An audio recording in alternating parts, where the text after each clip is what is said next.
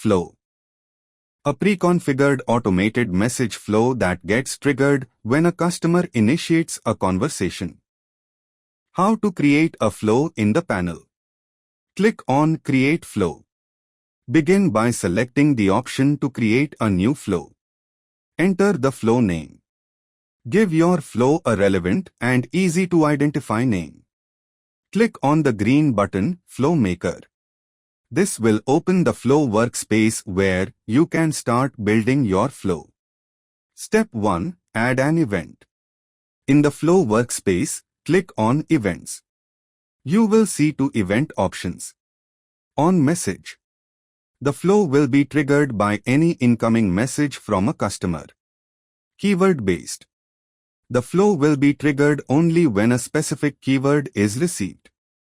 Choose the appropriate event based on your use case. Step 2. Add a message. Once the event is added, the next step is to create the message that will be sent to the customer. You can connect the event to one of the following message types: text message, image, PDF, video, template message, message with buttons. Step 3. Connect the nodes. To connect one block to another, hover your mouse cursor near the dot on the event box. A plus icon will appear. Drag and connect it to the dot on the next message box.